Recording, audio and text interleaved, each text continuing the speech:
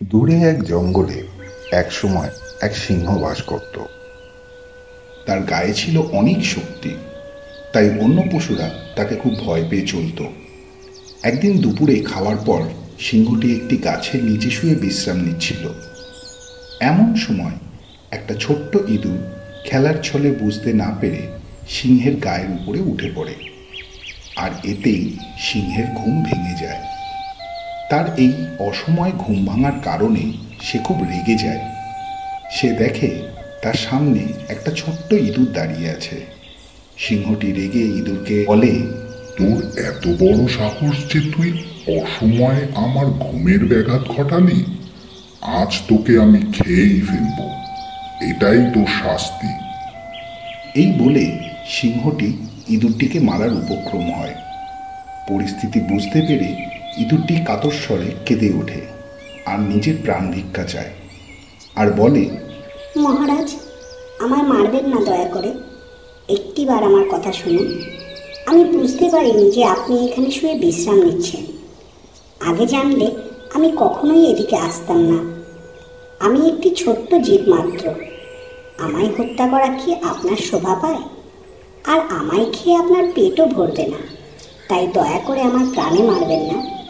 কথা দিচ্ছি, আমার এই জীবনদানের জন্য সারা জীবন আপনার কাছে কৃতজ্ঞ হয়ে থাকব।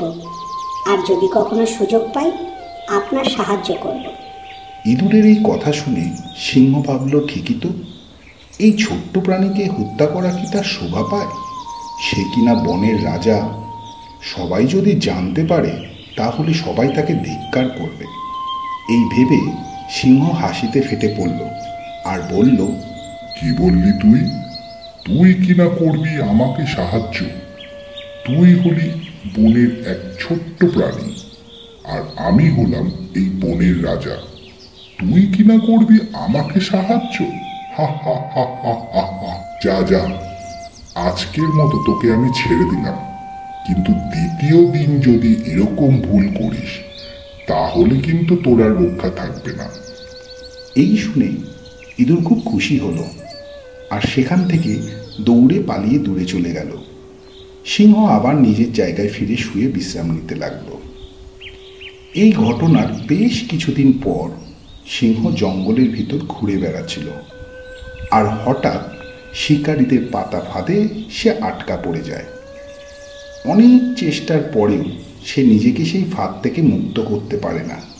তাই সে জোরে জোরে চিৎকার করতে শুরু করে, যাতে অন্য কেউ এসে তাকে সেখান থেকে উদ্ধার করে।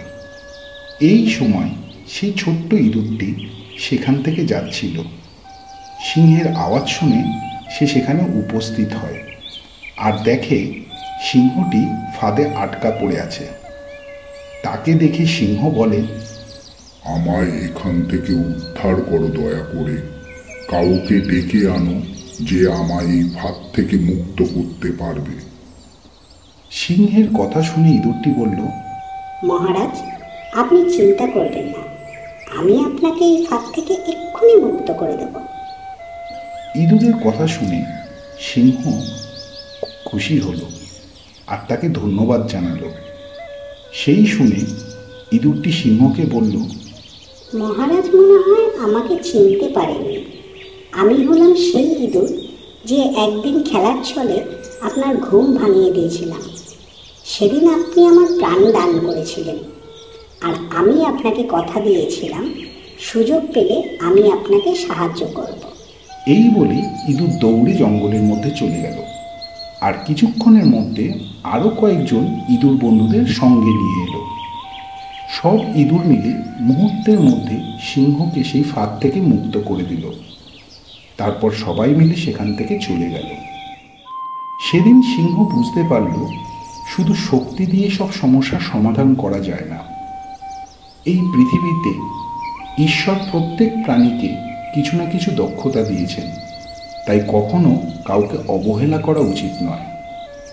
ছোট্ট বন্ধুরা, আজকের গল্পটা যদি তোমাদের ভালো লেগে থাকে তাহলে ভিডিওটাতে একটা লাইক করো, আর যদি আরও এরকম মজার মজার গল্প শুনতে চাও তাহলে আমাদের চ্যানেলটা সাবস্ক্রাইব করে পাশে থাকা বেল আইকনটা টিপে দাও, যাতে পরবর্তী ভিডিও এলে সবার আগে তোমাদের কাছে পৌঁছে যেতে পারি।